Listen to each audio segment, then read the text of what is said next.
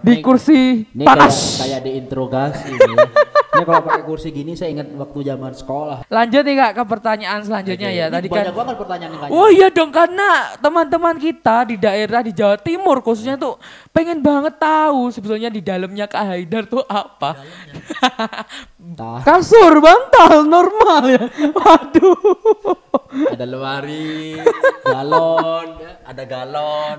Galonnya nunjuk ke saya ya, bagus. Aku campur masaku. Royco masaku ada rasa Ayam, iya. wasop. Nah aku bayangin tuh lagi makan sop. Padahal ya Udah ada namanya. bakso bohai. Apa itu Kak? Itu Bohai? bakso bohai. Ada singkatannya. Ya? Bohai. Bakso Haidar. Astagfirullahaladzim ternyata.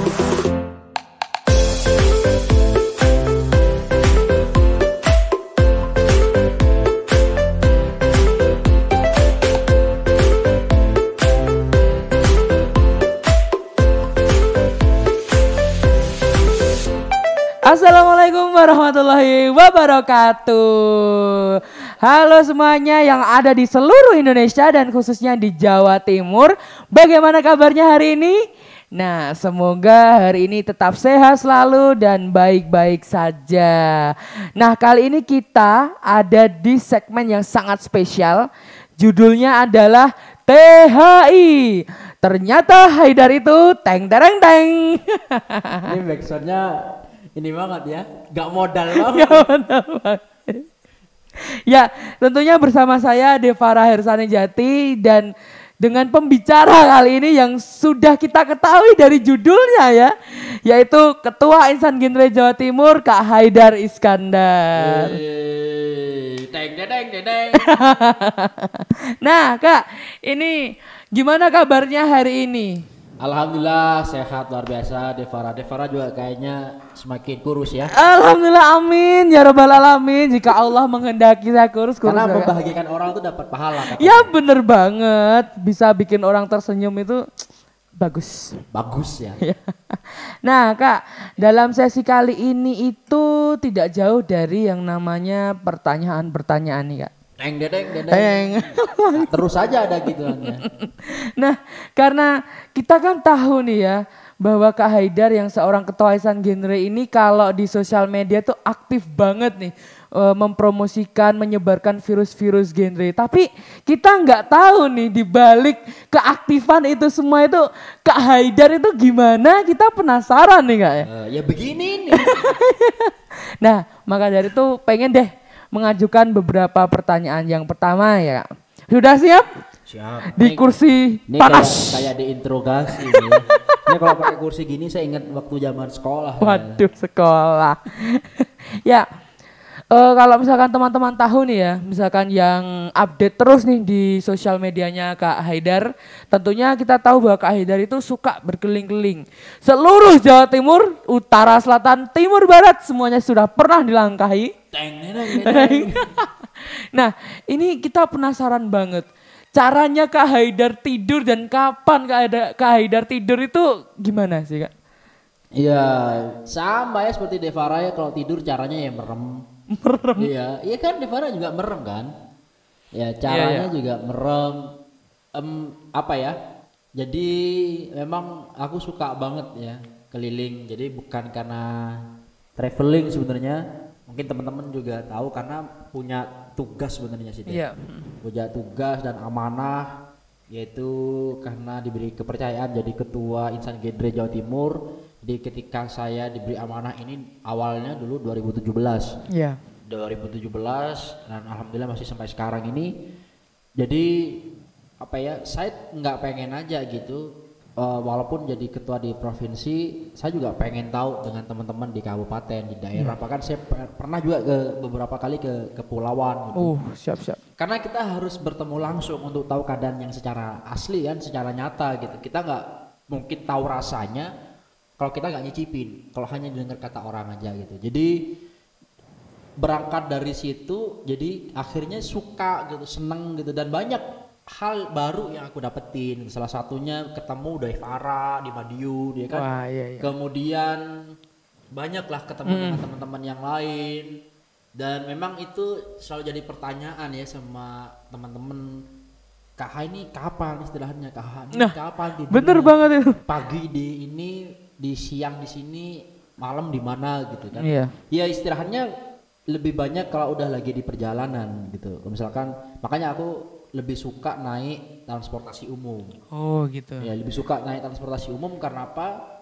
Karena ya di situ aku bisa istirahat gitu. Lebih bisa istirahat walaupun ya sejam, tapi itu udah bikin seger gitu. Jadi istirahatnya sih ya itu nyolong-nyolong waktu di perjalanan.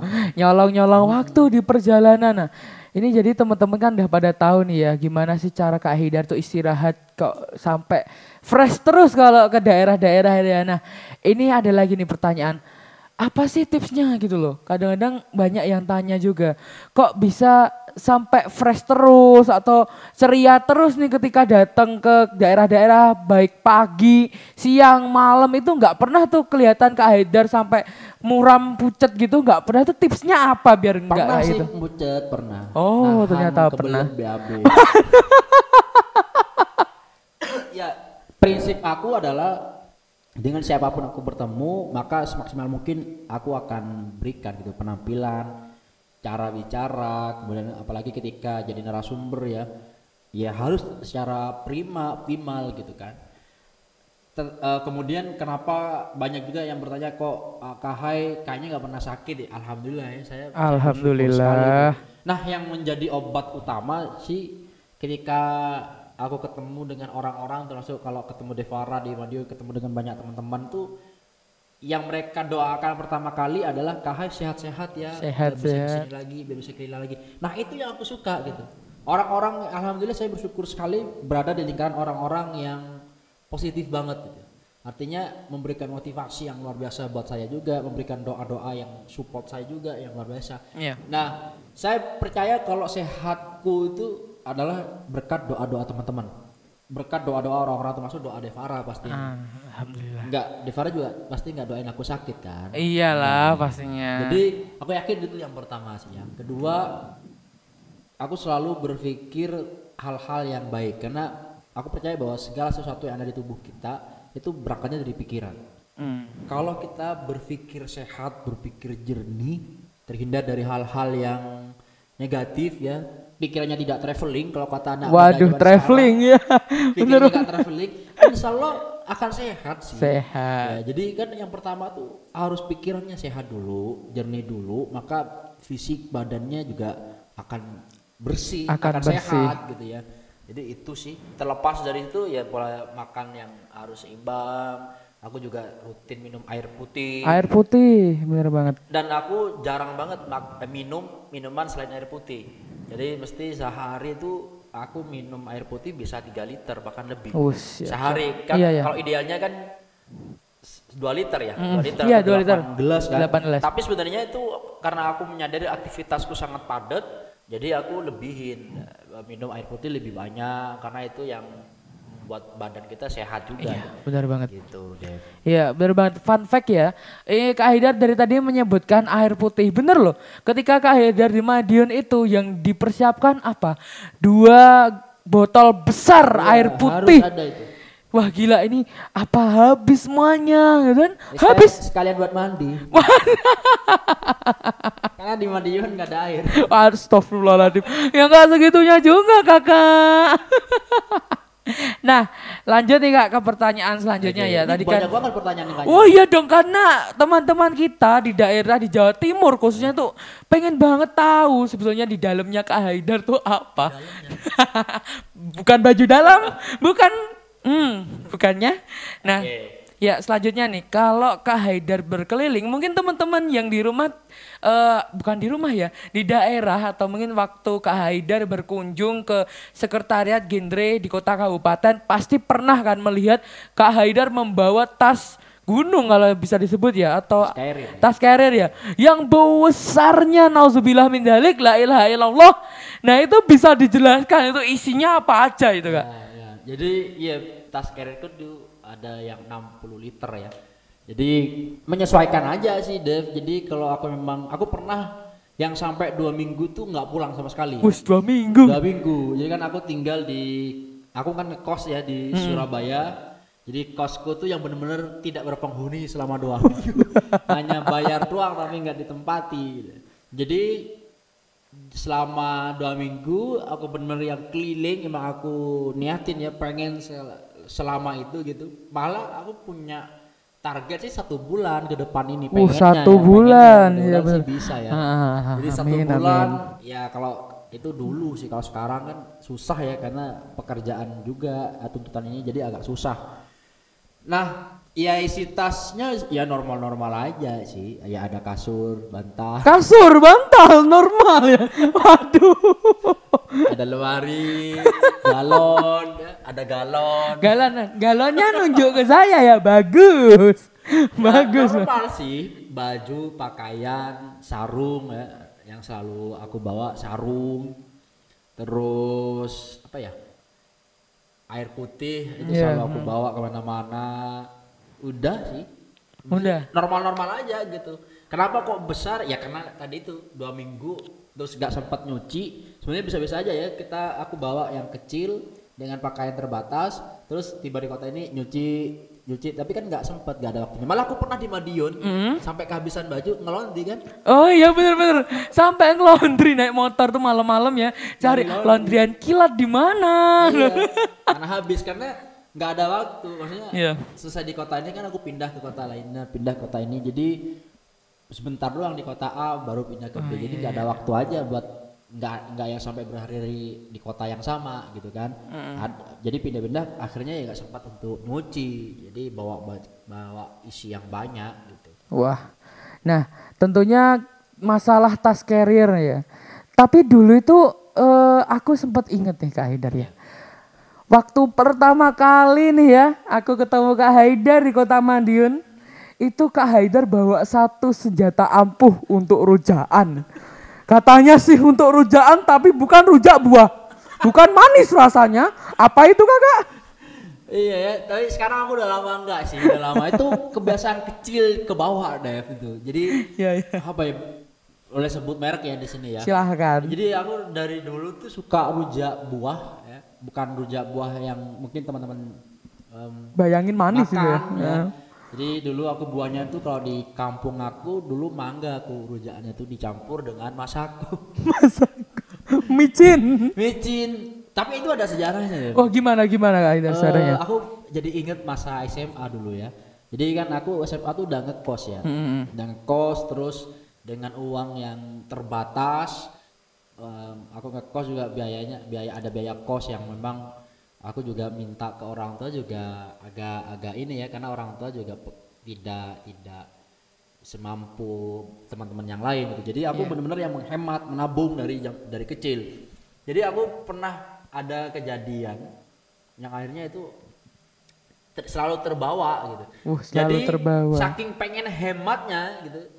pengen hematnya dulu tuh aku pernah beli Masako Royco renteng-renteng. Waduh. Jadi yang aku lakuin ketika ini nggak sehat ya teman-teman. Ini benar-benar nggak sehat ini. Saya taubat deh. Pakai cara gini taubat. Jadi dulu di kosku tuh kebetulan ada dispenser. Jadi ada air dingin, ada air hangat kan. Ya, dispenser ya namanya kan? Iya, dispenser. Jadi dulu tuh aku kalau makan di masa kos tuh hanya beli nasi doang deh. Keluar. Nasi doang. Dulu zaman ke SMA tuh nasi tuh untuk satu porsi itu 2.000 udah dapet. Terus lauknya aku nggak beli lauk. Ya Royco itu yang aku pakai. Jadi karena di kos ada dispenser, jadi dispenser itu air hangatnya itu di mangkok gitu. Terus aku campur Masako. Royco Masako ada rasa ayam, wasop. Nah aku bayangin tuh lagi makan sop. Padahal ya Royco Masako, sampai akhirnya ketahuan ibu kos udah dimarahin. Waduh, kok micin terus gitu ya. Terus gitu, makanya ini jadi goblok ya. Kebanyakan micin, kata orang kan kalau banyak bikin micin goblok katanya. Waduh. Jadi ya dulu suka rujaan pakai itu Masako, tapi sekarang udah enggak. Udah, alhamdulillah sudah taubat ya Kak ya. Itu tidak sehat. Tidak sehat. Nah, itu tadi beberapa permasalahan mengenai apa yang dibawa Kak Haidar selama berkeliling. Nah, selanjutnya nih Kak Haidar, nggak jauh dari berkeliling-keliling ya Kak Haidar ya. Nah, Kalau misalkan berkeliling nih ada satu hal yang nggak pernah dilewatkan oleh Kak Haidar, yaitu makan bakso. Nah, mungkin boleh diceritakan nih Kak Haidar, sejarahnya kok setiap daerah itu mesti yang dicari adalah bakso, itu gimana Kak Haidar? Iya, karena jujur aku tuh pengen banget punya usaha bakso sebenarnya. Waduh, usaha bakso. Iya, benar serius. Jadi makanya kenapa kok ketika aku keliling ke kabupaten kota tuh aku nggak mau makanan yang lain sebelum makan bakso. Jadi sampai sebegitunya aku pengen tahu rasa bakso di seluruh daerah sih. Rasa jadi bakso aku pengen punya warung bakso yang orang-orang nggak perlu datang ke Madiun, datang ke tempatku udah tahu bakso Madiun. Orang-orang nggak perlu datang ke Ponorogo, datang ke tempatku, ke restoku, orang-orang udah bisa nyicipin bakso Ponorogo. Pengennya gitu. Nih cita-citanya kayak gitu. Jadi pengen buka bakso, aku namanya udah ada. Udah ada namanya. Bakso Bohai. Apa itu Kak? Itu bakso Bohai. Ada singkatannya? Bohai. Bakso Haidar. Astagfirullahaladzim, ternyata simple ya bakso Bohai. Jadi Bohai bakso Haidar. Waduh. Ya kan? Jadi namanya udah ada sih. Dan ya suka bakso, ya bakso apa namanya enak banget sih. Banyak dan pasti orang-orang akan setuju sih kalau bakso itu suka makanan yang simple tapi benar banget. Enak gitu. Enak. Sampai sekarang aku udah nyobain bakso di 38 kabupaten kota. Walaupun sebenarnya hampir sama sih rasanya. Cuma bedanya di satu kota gratis. Oh ya, yang tambah bumbu-bumbu enaknya itu ya kayak itu ya. Semakin enak karena gratis. Itu dia. Cuman saya akhirnya kenapa kok sampai sekarang belum jadi ya terrealisasi bangun restonya tentang makan bakso. Karena kan saya makan di 38 kabupaten kota gratis. Hatinya Devara balas dendam, datang ke situ gratis ya Kak Hai. Ingat dulu. Takut ya. Nah, jadi trauma nih, belum apa-apa gulung tikar. Aduh, takut diminta ya, takut dendam masalah. Iya, diminta ini gara-gara dulu pertanggungjawaban. nih. Gratis. Waduh. Ya, wah, ini udah tahu kan sejarahnya kok Kak Haidar di kota kabupaten tuh pengen banget mesti makanannya adalah bakso. Nah, nggak jauh dari dunia usaha nih Kak Haidar. Aku pernah dengar nih bahwa Kak Haidar tuh katanya pernah cuci piring di hotel. Bener itu Kak? Iya, kerja. Oh, kerja ya. Kerja bukan cuci piring di kos terus aku numpang di hotel. Bukan. Anda bertanya ya agak pinter dong. Ya. Tahu kalau ini nggak dibayar. Jadi ya dulu awal-awal kuliah tuh perjuangan. Jadi memang hidup tuh penuh dengan perjuangan. Perjuangan. Bener gak sih Dev? Bener banget, bener. Penuh dengan proses panjang dan dari dulu semasa SMA aku nggak mau yang terlalu merepotkan orang tua. Aku anak pertama. Punya adik 4, tentu tanggungan orang tua kan sangat besar ya. Iya, benar banget. Gitu. Jadi dari dulu aku punya prinsip tidak terlalu memberatkan atau membebani orang tua. Walaupun sebenarnya orang tua tidak merasa terbebani ya. Karena itulah kehebatan orang tua. Walaupun mereka itu tertatih-tatih dalam memberikan sesuatu yang terbaik buat anaknya, tapi mereka merasa tidak terbebani gitu. Tidak terbebani. Tapi aku merasa bahwa aku harus mandiri gitu. Jadi dulu sempat juga kerja jadi tukang cuci piring, gak ada yang tahu masa itu. Teman-teman kampusku, teman-teman waktu aku ngekos masa kuliah gak ada yang tahu gitu. Waduh, gak sampai. Jadi ketika itu bayarannya kalau bicara bayaran ya 88.000 per hari dan adalah di salah satu hotel yang ada di Surabaya, hotel bintang 5 itu. Jadi kerja dari pagi sampai malam, cuman aku hanya di event kalau ada event doang dipanggil ya. Jadi nggak yang tiap hari sih gitu. Nah itu jadi ya cukuplah untuk sepiring nasi. Sepiring nasi. Waduh, keren banget ini ya. Kita udah tahu bahwa Kak Haidar yang mulai kalau keliling bawa tas carrier yang besar ya kan. Terus ini apalagi dapat info lagi dan klarifikasi dengan benar bahwa Kak Haidar itu pernah kerja di hotel. Tapi dengan semangat berprosesnya Kak Haidar ini sampai aku pernah dengar juga nih Kak ya. Karena mungkin banyak nilai yang bisa diambil dari Kak Haidar. Mungkin ini bisa dicontoh ya buat teman-teman di Jawa Timur di rumah bahwa Kak Haidar begini-begini juga seorang penulis. Enggak, Anda nanya tidak enak banget. Begini-begini. Begini itu maksudnya apa? Udah lanjut.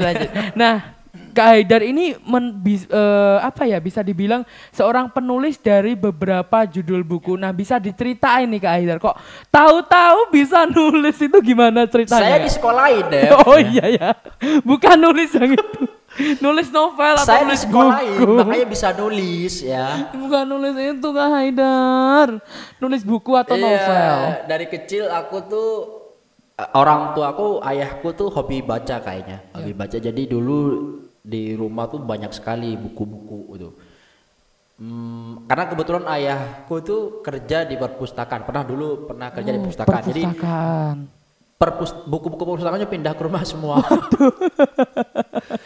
Pindah lokasi. Jadi makanya dari kecil aku akhirnya terpapar dong dengan buku-buku yang ada di rumah, suka baca. Terlebih lagi nggak ada teknologi ya zamanku ya. Bener. Nggak ada teknologi, nggak suka. Kebetulan aku juga nggak suka main game. Ketika itu juga nggak suka. Dulu waktu aku kecil tuh lebih banyak menghabiskan waktu di dalam rumah. Jadi jarang sekali yang ya udah pulang sekolah kayak masa TK ya udah langsung pulang gitu. Kemudian akhirnya banyak menghabiskan waktu di rumah ya baca-baca buku itu. Akhirnya saya tertarik banget untuk jadi seorang penulis. Gini ceritanya, pas aku lagi baca buku, setiap kali buka buku atau di cover itu kan ada nama penulis ya. Nah di situ tuh aku merasa terbesit gini, enak banget ya jadi penulis. Orangnya udah mati tapi karyanya abadi. Wah, bener banget. Bukunya masih bisa dinikmati oleh orang-orang, bahkan sampai ke generasi kapanpun selama buku itu ada ya akan dinikmati gitu. Nah itu akhirnya membuat aku termotivasi, aku harus jadi penulis nih gitu. Seenggaknya ketika aku udah tiada gitu karyaku masih ada gitu, bisa dinikmati gitu. Paling tidak walaupun tidak terkenal amat, paling tidak ada gitu kan. Akhirnya ya udah ketika itu penulis nih kan, ini aku baca. Kemudian juga aku ingat betul juga ketika masa SD ya.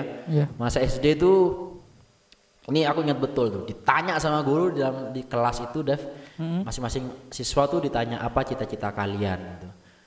Nah kejadian ini berulang ketika sampai SMP. Jadi guruku tuh bertanya apa cita-cita kalian. Setiap siswa maju kelas menceritakan cita-citanya ya digital. Nah ya namanya anak-anak SD masa itu nggak tahu dengan masa sekarang. Cita-citanya ya guru tinggi-tinggi ya. Guru walaupun tidak ada masalah dengan bermimpi tinggi itu, nggak ada masalah. Setiap mimpi itu berhak atau layak disematkan pada diri kita gitu kan. Kita berhak untuk bermimpi kan gitu. Nah cuma ketika itu aku merasa sedih dan sekaligus termotivasi. Giliranku ngomong cita-cita saya pengen jadi seorang penulis buku. Penulis buku. Nah, ketika itu responnya kaget. Bukan kaget gitu. Merasa bahwa apaan sih? Walah, heran gini. Heran apaan sih penulis itu? Mau makan dari, bahkan ada guruku yang bilang mau makan dari mana hanya jadi seorang penulis. Mau kaya dari mana hanya jadi seorang penulis. Serius nih. Aku masih ingat betul dengan orangnya, dengan guru saya tuh. Jadi mau jadi apa hanya sekedar jadi seorang penulis. Gitu. Mimpi itu ya yang bener dikit gitu. Mimpi itu ya yang bagus. Tapi nggak masalah bagiku tuh. Setiap mimpi itu berharga. Setiap mimpi itu berharga, apapun mimpi kalian. Jadi buat teman-teman jangan pernah goyang karena penilaian orang. Selama kalian yakin bahwa kalian bisa untuk melampaui mimpi itu, udah hajar. Nah ketika itu ya aku merasa sedih ya, ternyata kok mimpiku tidak diapresiasi, disepelekan. Gitu ya. Sekaligus aku juga termotivasi bahwa akan aku buktikan. Itu masa SD. SMP juga sama, ditanyakan hal yang sama, jawabanku masih sama, responnya pun masih sama, menganggap bahwa penulis itu bukan cita-cita yang apaan sih itu gitu. Itu semasa itu ya. Tapi akhirnya tetap terus. Jadi akhirnya aku menulis di diary dulu deh. Awalnya aku diare ya. Bukan diare kakak. Kalau diare penyakit. Diare maksudnya, kok malah diare? Diary. Jadi karena aku nggak punya laptop, jujur aku baru punya laptop itu masa SMA. Masa SMA itu pun laptop bekas gitu. Laptop bekas dan itu dengan harga yang sangat murah belinya. Jadi dulu aku nulisnya di diary, apapun yang aku temui setiap hari aku tuliskan. Apapun yang terlihat, apa yang pengen aku tulisin ya udah aku tulisin, tulis di diary itu. Sampai sekarang diary-nya masih ada. Dan di cover diary itu tertulis My Dream Book. My Dream Book. Iya, aku tulis tuh. Sampai sekarang diary itu masih ada. Selalu aku simpen itu, selalu aku bawa kemana-mana dulu ya. Jadi ketika ini selalu aku bawa. Lah, pertama kali aku bisa nerbitin buku itu tahun 2014 ya, 2013-14 lah kalau nggak salah tuh. Itu wah senangnya luar biasa sih, luar biasa senangnya. Walaupun ketika itu tidak diterbitkan secara massal ke semua toko buku, tapi ya secara online. Ketika itu masalahnya secara online doang ya, sehingga tapi ada fisiknya itu luar biasa sekali. Itu yang aku bilang bahwa semua mimpi itu berharga. Yang tahu mimpi itu berharga adalah yang pertama diri kita sendiri. Diri kita sendiri gitu. Jadi jangan pernah merasa ragu untuk bermimpi karena orang-orang tidak ada yang mendukungmu. Ya. Tapi justru harusnya sedih ketika kita itu nggak berani untuk bermimpi. Jadi hajar aja. Selama mimpi itu baik buat kamu tahu dengan segala prosesnya, kamu tahu bahwa itu akan mendatangkan manfaat baik buat dirimu dan untuk orang-orang sekitarmu, maka hajar aja. Dan alhamdulillah sampai sejauh ini ada 5 buku yang sudah aku terbitin. 5 buku, teman-teman. Itu dari keisengan sih. Wah, dari keisengan juga. Karena cita-cita itu berangkat dari hal-hal yang sepele sebenarnya. Iya. Nah, itu 5 buku itu judulnya apa aja nih, Kak? Yang pertama buku tabungan. Aduh, kan masalah duit. Yang kedua buku gambar, OTW buku nikah.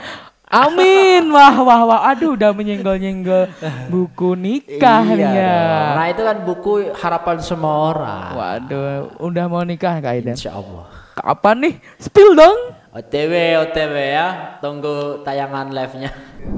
Ya, tadi kan Kak Haidar sudah nih ya membahas tentang penulis yang bisa mengeluarkan sampai 5 buku. Ya, nah, tentunya itu menjadi sebuah penghargaan tersendiri ya, Kak ya.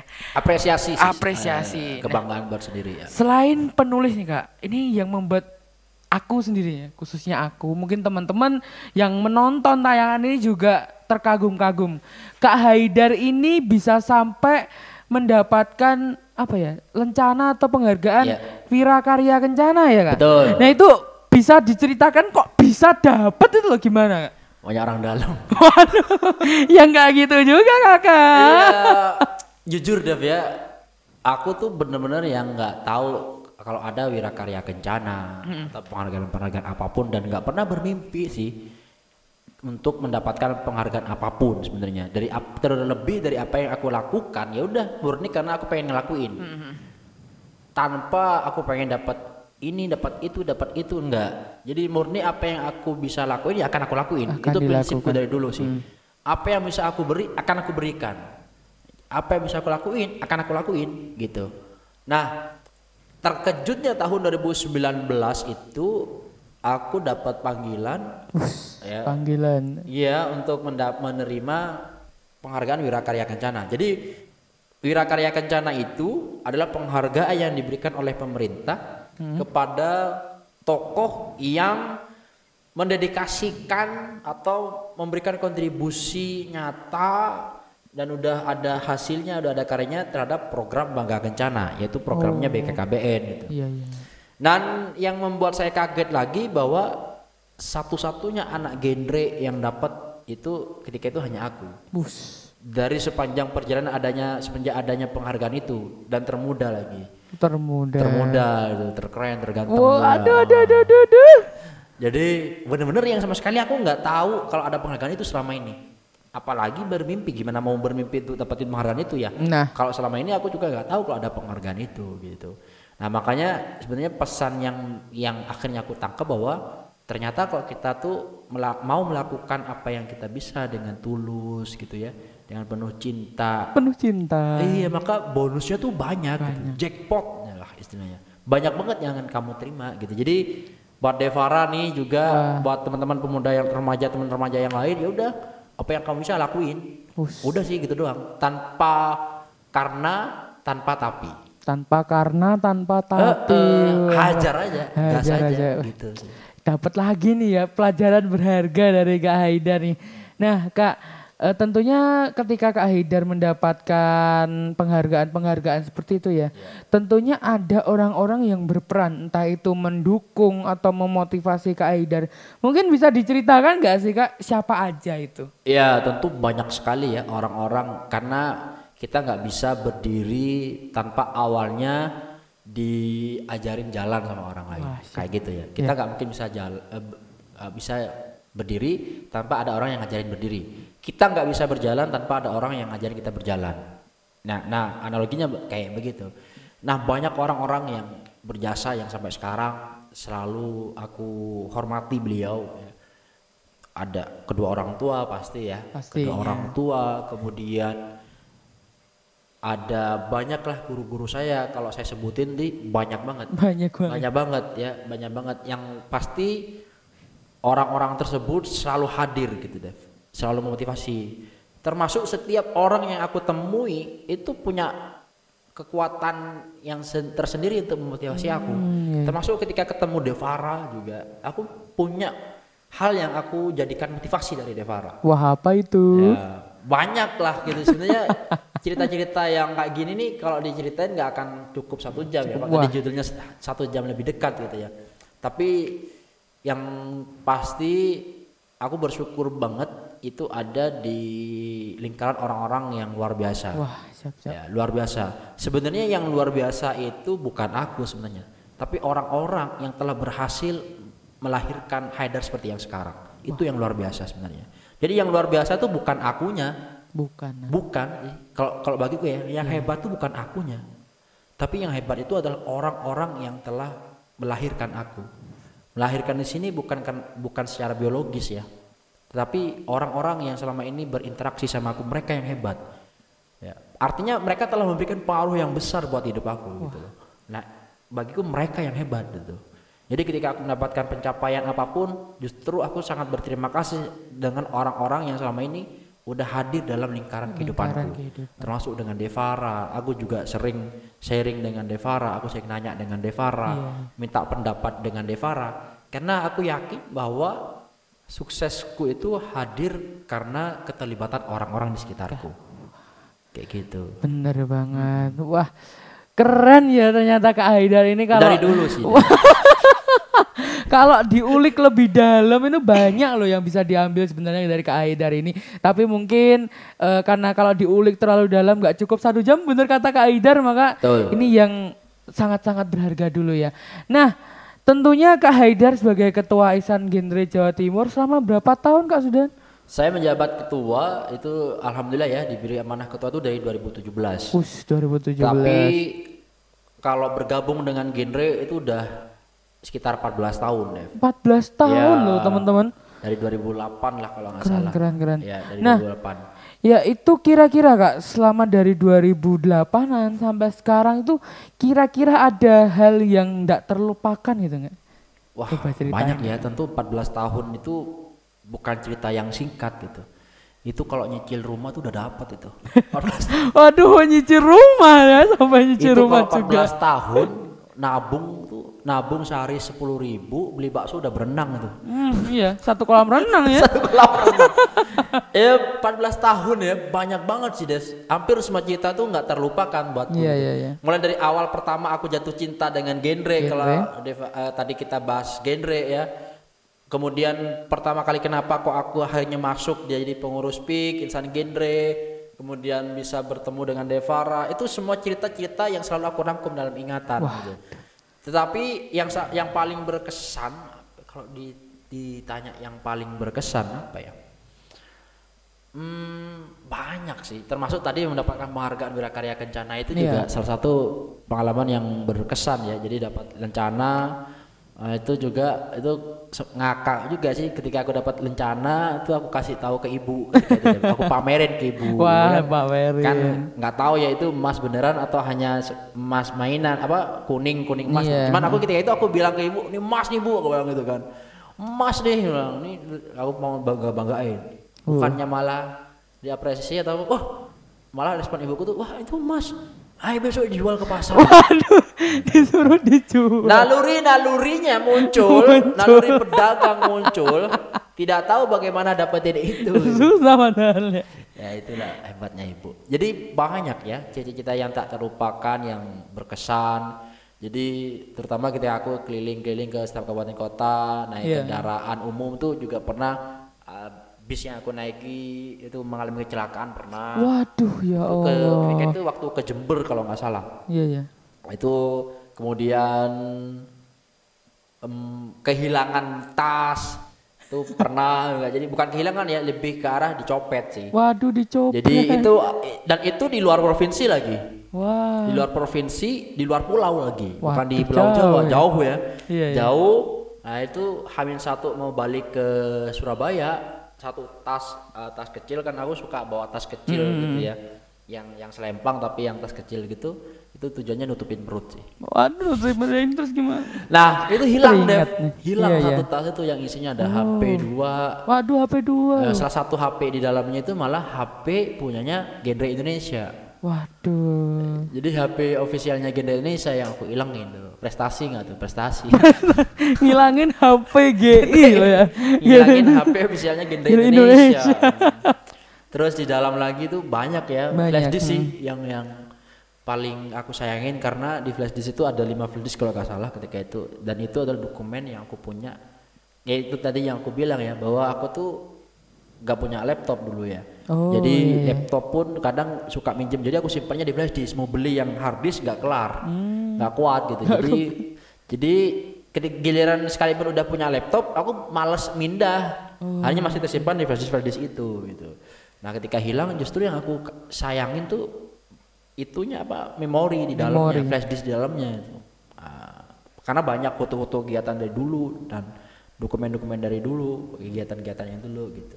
Terus pengalaman yang berkesan lainnya, ini yang baru-baru ini ya, beberapa hari yang lalu Dev, aku ke Kabupaten Pasuruan dalam kegiatan Akrab, aksi remaja berbagi. Nah itu kan kegiatan San Genre yang 2 tahun ini udah kita rutin jalanin, yaitu kita berbagi bersama sebagai bentuk kepedulian remaja kepada lingkungan sosial dengan kondisi sosial. Nah salah satu yang kita lakuin kemarin waktu di Pasuruan itu, kita berbagi paket cinta namanya, yang isinya adalah sembako ya, paket cinta. Kemarin kebetulan di Pasuruan itu, di Kabupaten Pasuruan, di tepatnya di daerah Kecamatan Bangil, itu kita berbagi ke duafa dan lansia. Nah yang bikin aku sedih dan terenyuh sekaligus terharu, ada salah satu lansia yang ketika kita kunjungi, kita kasih paket cinta itu, dia benar-benar yang tinggal sendiri. Waduh, tinggal sendiri. Sendiri Dev. Dia tinggal sendiri, nggak punya saudara di rumah itu, anak juga nggak punya, karena memang ibu ini, nenek ini nggak menikah, jadi nggak punya anak ya. Kemudian dia bercerita, dia nangis. Ketika kita kasih paket itu, nangisnya dia bilang gini, saya terharu banget karena masih ada orang yang peduli sama saya.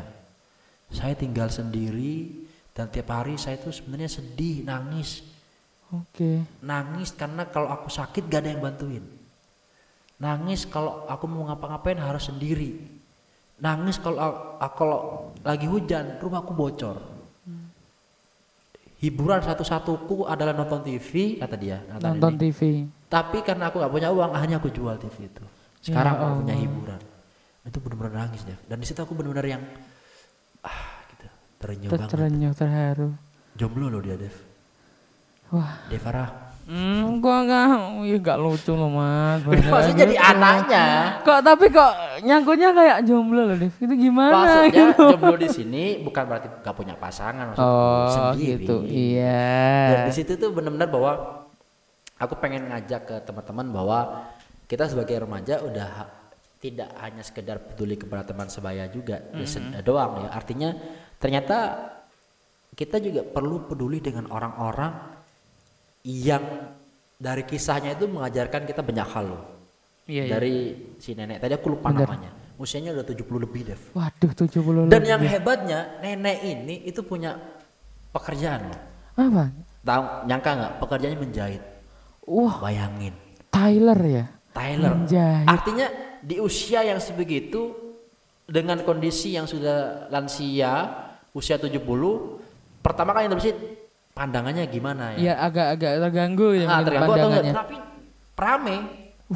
Dan kata orang-orang di sekitar tuh memang jahitnya bagus gitu. Keren loh itu. Bagus, keren loh. Nah, inilah yang akhirnya aku termotivasi banget, maksudnya banyaklah orang-orang yang mengajarkan keistimewaan atau mengajarkan ilmu. Ini ibu ini yang lansia Iya. ini ya. Di tengah kesendiriannya, di tengah dia merasa bahwa hidupnya tidak ada yang tolong, tetapi dia masih bisa menghasilkan dengan cara menjahit tadi. Masih punya pekerjaan. Ya. Kemudian aku ingat juga nih di Tuban, Dev. Di Tuban, gimana itu Kak Haidar? Di Tuban ini aku ada kegiatan di mangrove ya, daerah-daerah pantai gitu. Ada ibu penjual, ada warung itu bercerita tentang anaknya, bercerita tentang kehidupannya. Nah ini yang aku suka sebenarnya, Dev. Perjalanan yang aku suka ya, terlepas dari dapat bakso gratis tadi. Bakso gratis. Ya, tapi aku selalu suka tuh ketemu dengan orang-orang yang akhirnya punya cerita yang menarik, cerita yang menginspirasi. Gitu. Dan itu yang aku suka banget. Banyak deh. Tidak hanya dari kisah yang ibu tadi berjualan itu. Kalau di Tuban tuh dia berjuang untuk keluarganya, ya, di tengah kondisi ekonomi yang ya mungkin bisa dibilang cukup lah, sederhana gitu ya. Sederhana. Kemudian anak-anaknya tapi sukses-sukses itu kan luar biasa ya. Banget. Luar biasa gitu. Dan banyak sih cerita-cerita yang, dan aku punya cita-cita sih merangkum semua kisah perjalanan ini menjadi sebuah buku.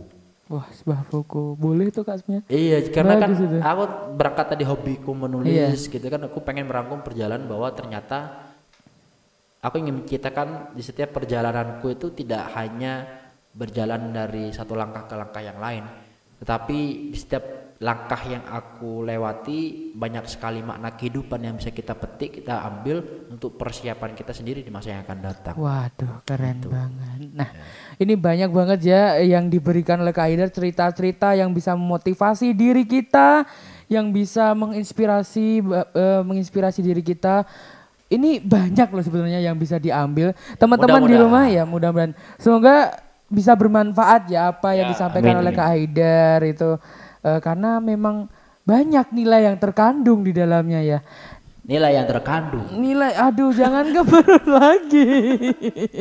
Nah ya, sebelum kita ke akhir, itu ada sebuah kejutan. Tapi kejutannya ya tunggu dulu ya. Ini ada satu pertanyaan terakhir. Kalau gak terkejut ya. HP loh. Kamu udah bilang ada kejutan, kalau yang nonton gak terkejut. Waduh di demo nanti. Ya, pertanyaannya adalah tadi kan kalau Kak Haidar bercerita itu sedihnya sedih terharu ya. Tapi pernah nggak sih Kak Haidar itu sedihnya sampai nangis itu bukan karena terharu, karena kalau kita lihat teman-teman lihat di kota kabupaten tuh Kak Haidar tuh kayak ceria banget gitu, tertawa, guyon dan lain sebagainya. Tapi pernah nggak sih sedihnya yang sampai nangis tapi bukan karena terharu? Pernah ya, pernah. Setiap orang aku rasa pernah punya kisah-kisah sedih yang akhirnya membuat dirinya ambiar ya. Kalau ini ambiar ya. Ambiar ya, oke ambiar. Jadi pernah sih nangis ya, pernah sampai yang nangis tuh pernah gitu. Karena kan sebenarnya nangis itu kan adalah sebuah ungkapan emosi ya, dan setiap orang boleh nangis.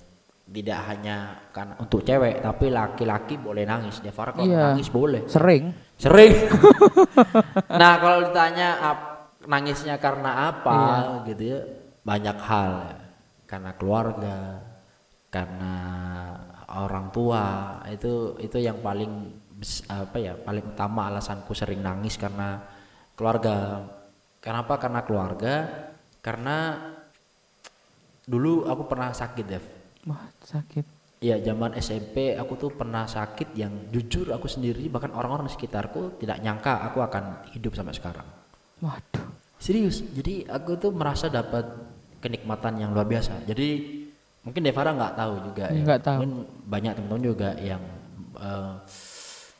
tahu ini gitu ya. Karena sesinya adalah mengulik yang tidak tahu. Yang tidak tahu benar-benar.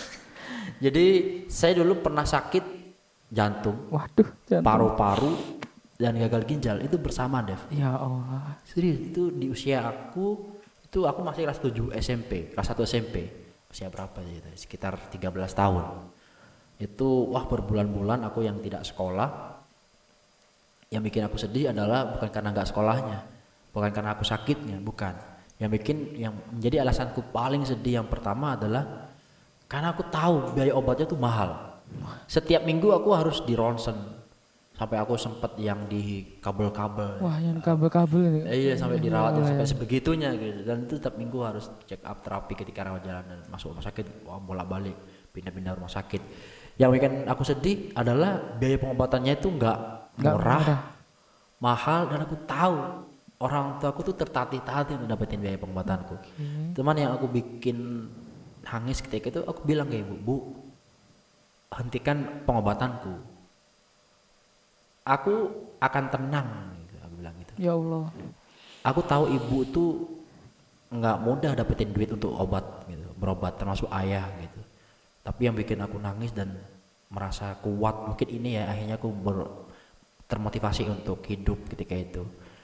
Ibuku bilang gini, itu ibuku ngomong itu sambil nangis. Ibu bilang gini, kalau seandainya kepala ini bisa dijual, kepala ibu ini bisa dijual dan dapat duit untuk ngobatin kamu, akan ibu penggal, akan ibu jual hari ini juga. Ya Allah. Ibuku bilang gitu deh. Jangankan harta yang ibu jual, kepala ibu, apapun yang ada dalam tubuh ibu, kalau itu bisa dijual, dapat duit dan untuk ngobatin kamu, ibu rela jual hari ini. Masya Allah. Itu yang ada, itu benar-benar yang ketika itu aku gila gitu. Maksudnya orang tua tuh seperti itu. Orang tua tuh seperti itu. Kadang kita sebagai anak nganggap orang tua tuh nggak sayang ke kita ya. Kan, sering banget aku juga. Ya mungkin Devara atau aku pun pernah gitu. Aku pernah merasa bahwa orang tua aku tuh kayaknya nggak sayang deh sama aku gitu. Tapi kalau aku ingat dulu ketika aku sakit itu gimana orang tua aku pontang-panting untuk nyari biaya, nyari agar aku tetap bertahan hidup. Aku yakin orang tua aku tuh juga nangis pasti setiap malam pasti. Ya, aku yakin orang tua aku tuh juga tertatih-tatih untuk nyiapin obat, nggak murah deh. Yakin itu sekali check up dalam satu minggu sekali itu jutaan untuk ngobatin aku. Nah makanya sampai sekarang motivasi terbesarku ya adalah orang tua ya, keluarga. Jadi kalau aku udah ingat keluarga, apalagi aku jauh dengan orang tuanya, tidak ya bukan jauh-jauh banget di luar pulau, di luar provinsi, enggak. Tapi sehari-hari aku jarang banget ketemu dengan orang tua gitu. Tapi aku bersyukur bahwa ada kecanggihan telepon setiap hari. Aku hampir tiap hari selalu teleponan sama ibu. Karena yang pegang HP di rumah tuh ibu. Kalau ayah mah paling dengerin doang. Jadi banyak sih alasan-alasan bikin aku nangis tuh banyak. Kalau inget masa lalu tentang orang tua, perempuan orang tua bikin aku sampai sekarang kuat kayak gini mah. Nah selain itu aku juga nangis karena bucin sih Dev. Waduh bucin, aduh bucin. Aku pernah pacaran yang berapa tahun ya, sekitar 7 tahun kayaknya. Iya. Terus ditinggal. Ya Allah. Ya gimana ya? Skip. Aduh. Aku pun nggak bisa berkomen kalau masalah pacaran, nggak pernah soalnya. Ya intinya setiap orang tuh pasti punya cerita sedihnya. Iya. Gitu. Tapi jadikan cerita sedih itu sebagai cerita yang kalau kita ceritakan hari ini adalah hal yang bisa merubah kita lebih baik gitu doang sih kalau aku. Jadi jangan jadikan cerita sedihmu masa lalu itu menjadi sedihmu yang akan datang. Iya. Jadi ya udah, dan sebenarnya bahwa kesedihan itu adalah proses kita menjadi kuat. Proses kita menjadi kuat. Pasti kita nggak akan tahu bahwa senyum itu indah kalau kita nggak pernah nangis. Kita nggak akan tahu bahwa leganya ketawa. Wah itu gimana? Kalau kita belum pernah netesin air mata. Bener banget. Iya bener. Yeah. Jadi lewati aja. Setiap proses tuh punya nilai dan ceritanya masing-masing. Kayak gitu. Ya, nah ini kawan-kawan kita udah mendapat satu nilai lagi. Ininya bagi teman-teman yang di rumah yang sekarang lagi berjuang, yang sekarang lagi sedih dengan keadaan yang kalian miliki, tetap semangat karena semuanya butuh proses. Betul. Seperti Kak Aidar. Ya. Intinya menangis atau sedih itu jalan untuk kita kuat ke depannya ya Kak. Ya, tentu. Bener banget. Nah, oke. Nah, yang kita tunggu-tunggu ini Kak Haidar yaitu sebuah kejutan. Tapi apa itu kejutannya? Sebentar lagi. Langsung sampai gak terkejut kamu ditabok ya. Iya, teman-teman nih kejutannya nih ya.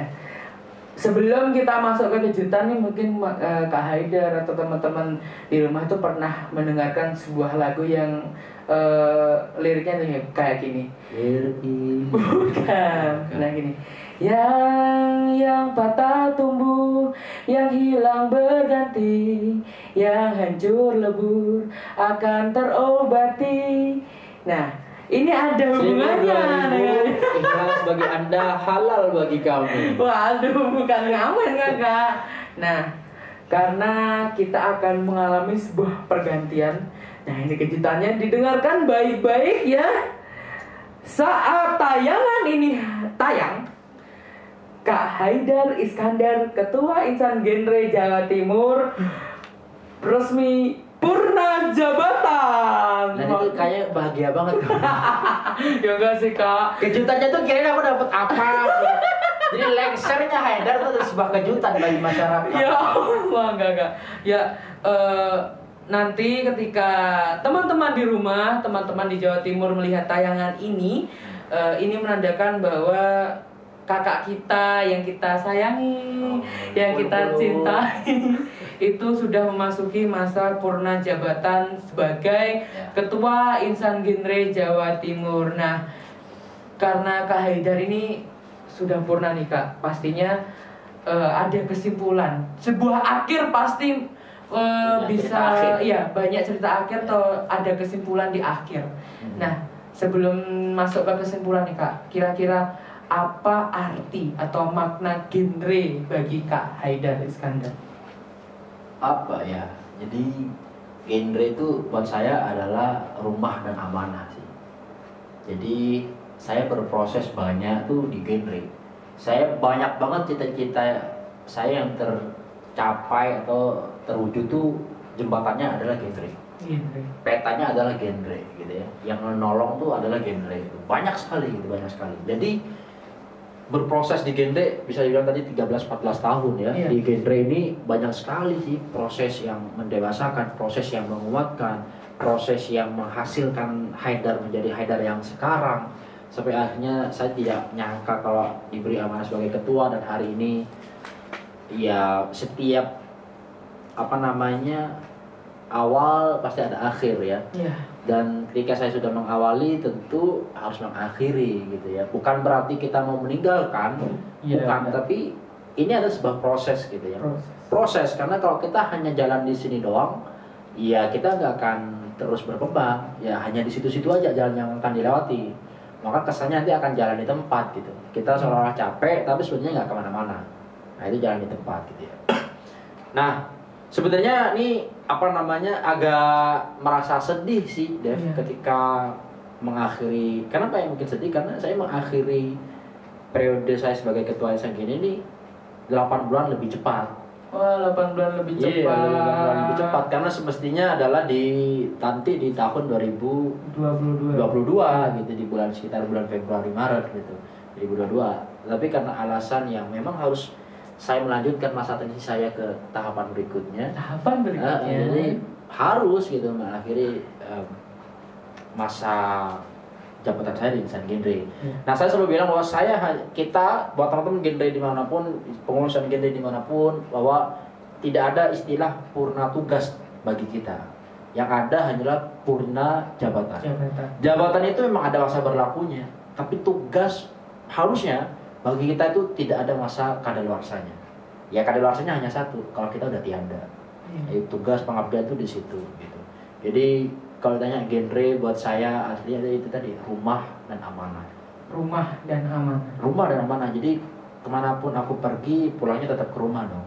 Itu ke genre gitu. Amanah yaitu bahwa setiap jabatan itu sebenarnya adalah bukan sebuah bonus ya, tapi sebenarnya tentu ini adalah sebuah amanah. Bahkan ada orang yang bilang bahwa jabatan itu adalah cobaan. Jabatan itu adalah cobaan. Kita mampu nggak sih ngelewati dengan mulus, dengan sampai pada finish yang tepat, yang terukur, ya yang terstruktur dan dengan tanggung jawab yang dibereskan gitu. Karena banyak sekali orang-orang yang dikasih jabatan kemudian tidak bisa melewati masa jabatannya itu dengan baik, akhirnya terjerumus ke jurang. Artinya tidak bisa melewati cobaan itu kan gitu. Ujian sih, bukan cobaan, mohon maaf. Ujian ya gitu ya, atau ya hampir sama lah ya gitu ya, ujian atau cobaan. Jadi berharga banget genre ini karena genre yang membesarkan saya, genre yang akhirnya membuat saya tahu bahwa di luar sana banyak hal-hal yang harus kita lakukan. Banyak mimpi-mimpi yang harus, mimpi-mimpi teman-teman kita yang harus kita bantu, yang harus kita gotong royong kebaikan. Jadi belajar kepedulian itu saya belajarnya dari genre. Belajar arti ikhlas itu saya belajarnya dari genre. Saya belajar arti cinta kasih sayang yang tulus itu lewat genre. Banyak sekali genre-genre makna genre itu bagi saya sih. Termasuk bertemu dengan orang-orang hebat itu adalah hal yang mungkin tidak akan saya dapetin kalau saya tidak bergabung di genre. Bertemu dengan Devara, kita ngobrol hari ini, mungkin ini tidak akan terwujud kalau awalnya kita nggak sama-sama di genre. Iya, betul banget. Banyak sekali sih makna-makna buat genre, makna genre dalam kehidupan saya 14 tahun dan hari ini kalau kata Devara resmi lengser. Kayak hal yang ditunggu-tunggu saudara. Aduh, enggak, itu hanya ngomong aja ya. Tapi sebetulnya kalau karena Kak Haidar ini sudah purna jabatan itu seperti ada yang akhirnya hilang dari hati kita, atau mungkin aduh takut Kak Haidar nanti kalau nggak bisa main ke kota kita lagi gimana ya. Wah, soalnya ada nih Kak temen, jujur aku punya temen di Blitar. Oh, kamu punya teman deh? Astagfirullahaladzim, ya punya teman. Itu sampai menanyakan loh, karena dia itu anak PIK tapi dia bukan pengurus Ihsan Genre, jadi yang jarang banget ketemu Kak Haidar. Itu sampai nge-DM, Dev kapan Kak Haidar itu main lagi ke Blitar, aku pengen banget ketemu gitu. Dia anak PIK tapi bukan anak Ihsan, jadi jarang banget, bahkan kayak belum ada kesempatan untuk ketemu dengan Kak Haidar nih. Takutnya nanti teman-teman itu ketika Kak Haidar berganti dengan orang yang bakal melanjutkan estafet untuk mensukseskan atau terus menyebarkan genre ini, jadi kayak merasa waduh nanti kalau Kak Haidar nggak kesini lagi gimana dong, takutnya sih gitu loh. Iya, insya Allah saya tuh pengennya terus tersambung ya silaturahmi kita dengan Devara, dengan siapapun teman-teman semua, pastilah nanti kita akan ketemu di lain kesempatan tuh pasti gitu ya. Apalagi memang ya saya tidak akan tadi yang saya bilang bahwa saya tidak meninggalkan genrenya, tapi saya harus melanjutkan pada transisi kehidupan berikutnya dan harus memberikan estafet Ihsan Genre ini kepada teman-teman yang lain gitu. Jadi saya di genre ya itu tadi tetap akan tempat saya di genre gitu. Kita sharing-sharing di luar organisasi mah nggak masalah gitu. Kita bisa-bisa aja. Kita ketemu kapanpun selama kita sama-sama bisa, hayu gitu. Ngopi mah hayu gitu kan. Ngebakso mah hayu. Gitu. Jalan-jalan kemana pun hayu gitu. Jadi insya Allah silaturahmi kita akan semakin kuat. Amin, amin, amin. Nah, yang terakhir untuk teman-teman di rumah, Kak Haidar, tolong berikan pesan untuk remaja di Jawa Timur, untuk seluruh pengurus Ihsan Genre yang ada di Jawa Timur. Adakah sesuatu hal yang ingin disampaikan? Silahkan. Jangan pernah berhenti untuk berjuang. Karena sejatinya kita dilahirkan di dunia ini untuk berjuang dan menang. Ya, berjuang dan menang. Artinya menang di sini bukan berarti kita berhasil mendapatkan trofi. Bukan berarti kita mendapatkan sebuah uang dari sebuah kompetisi gitu ya. Tapi menang yang saya maksud di sini adalah kita menang melawan hal-hal buruk dalam diri. Makanya saya selalu berkali-kali bilang bahwa yang pertama karena teman-teman genre ini saya melihatnya adalah sebagai figur motivator. Figur motivator. Devara apalagi duta genre ya, adalah figur motivator. Yang namanya figur motivator yang harus dilakukan yang pertama adalah self control. Ya ke diri sendiri gitu.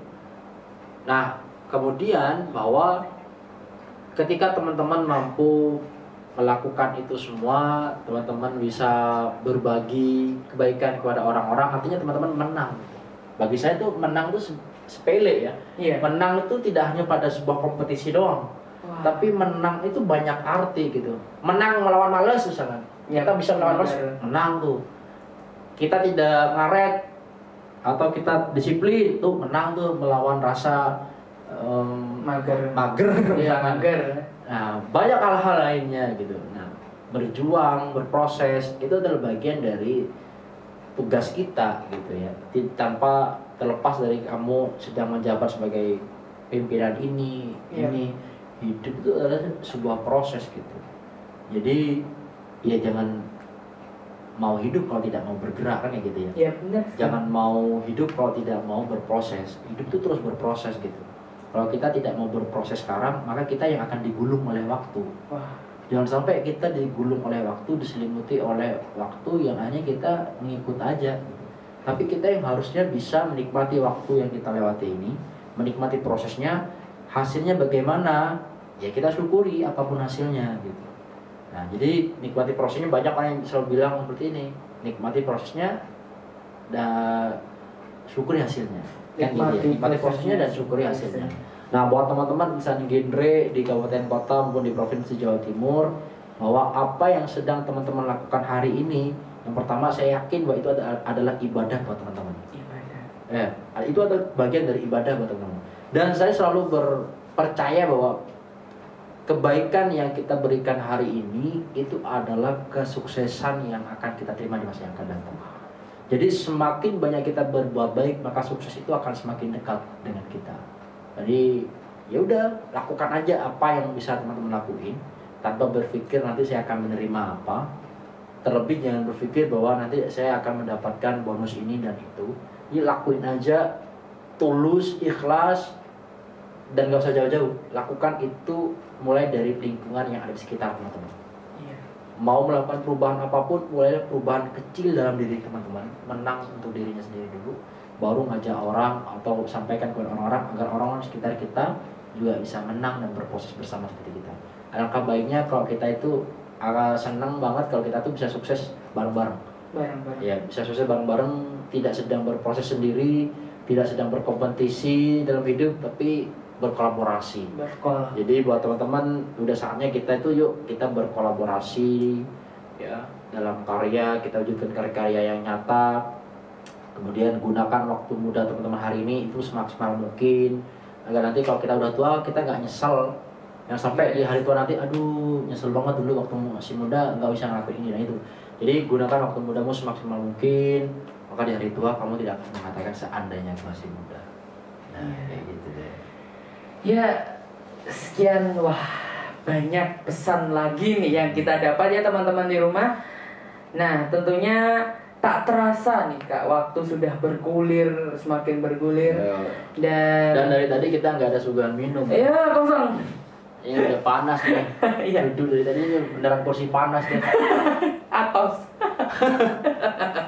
Nah ya, sudah banyak nilai yang bisa diambil dari Kak Haidar, mulai dari bagaimana perjuangannya ketika berkeliling di seluruh Jawa Timur, bagaimana dia menghadapi segala cobaan di perjalanan atau mungkin tips-tipsnya dan lain sebagainya sudah kita dapatkan. Dan tentunya banyak sekali pesan, salah satunya seperti genre adalah rumah dan amanah, dan kita disemangati nih oleh Kak Haidar untuk selalu berproses hingga nanti pada akhirnya kita menemui sebuah kemenangan. Nah, untuk itu terima kasih Kak Haidar. Sama-sama deh Farah. Iya. Sehat dan sukses selalu Alhamdulillah. dan untuk teman-teman yang lain tentunya. Iya. Sesi atau segmen kali ini yaitu THI. Ternyata Haidar itu teng tereng teng. Nah, ini yang saya suka. Bagian ini doang yang saya suka. Nah, sudah selesai dan semoga di lain waktu teman-teman kita bisa kembali lagi dengan tema atau topik bahasan yang menarik. Tentunya kita akhiri dulu ya teman-teman di rumah dengan salam. Wassalamualaikum warahmatullahi wabarakatuh. Salam genre. Salam sukses buat teman-teman semuanya, sukses buat Devara. Terima kasih Devara. Ya.